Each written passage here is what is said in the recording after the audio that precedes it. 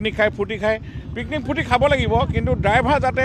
তেওঁলোকে মদ্যপান নকৰে ড্ৰাইভাৰক আপোনালোকে খুব চোৱা চিতা কৰিব লাগে যদি কিবা হয় ৰাইজেও আমাক অলপ টোল ফ্ৰী নম্বৰত ফোন কৰিব লাগে ক'ৰবাত যদি মদ খাই ড্ৰাইভ কৰা দেখে তেতিয়া আমি এই দুৰ্ঘটনাবিলাক ৰোধ হ'ব আজি গুৱাহাটীত যেনে তেনে ভয়ানক ঘটনাবিলাক ঘটিছে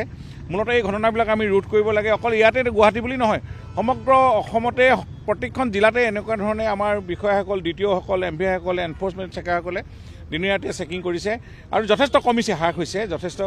কমিছে আৰু আমি এইকেইদিন আমি অলপ জোৰদাৰ কৰিব লাগিব কাৰণ এই নতুন বছৰৰ দিনত মানুহবিলাকে সাধাৰণতে পিকনিক খাবলৈ যায় আৰু ঘন কুঁৱলীত যাতে গাড়ী নচলায় ড্ৰাইভাৰক খুব মানে পেচেঞ্জাৰসকলেও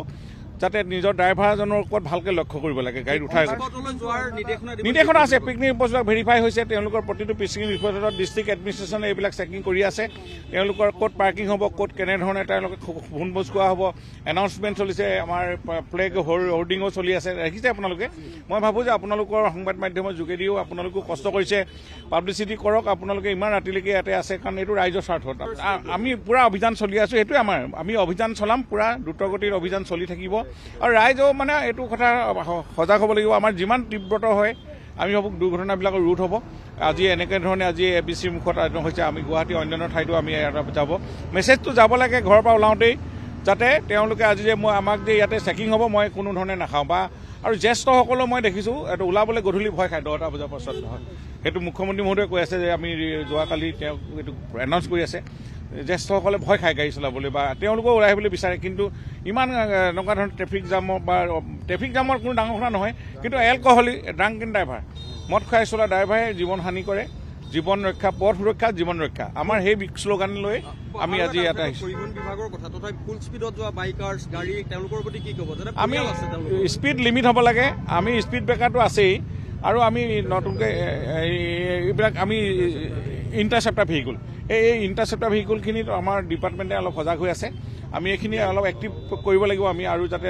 স্পীড লিমিট কৰাৰ ছিষ্টেমো আছে গতিকেলৈ আমি বিভাগটোৱে আৰু চিন্তা কৰি আছোঁ কেনেকৈ অট'মেটিক কিবা স্পীড লিমিট কৰিব পাৰি নেকি বেছি যোৱাত তেনেকুৱা ধৰণৰ নতুন টেকন'লজিৰ লগত আমাৰ ডিপাৰ্টমেণ্টটো ইণ্ট্ৰডিউচ কৰিব লাগিব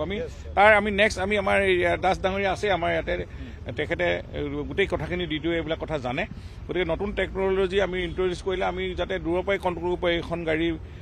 ইমান স্পীডত গৈ আছে আমি তাৰ পৰাই অট'মেটিক এনেকুৱা ধৰণে স্পীড কণ্ট্ৰল কৰা ছিষ্টেম পৃথিৱীৰ নিউ টেকন'লজিবিলাক আহিছে তাত আমি আমাৰ ডিপাৰ্টমেণ্টটো আমি ইণ্ট্ৰডিউচ কৰাম বুলি আমি ভাবিছিলোঁ আছে মই এইকেইদিন আছোৱেই মই একেবাৰে 3 তাৰিখলৈকে মই আছোৱেই আমি হঠাৎ ক'ত বহিব আমি নকওঁ আমি মানে দিনতহে আমাৰ ডিচিজন হ'ব ক'ত যাব এইবাৰ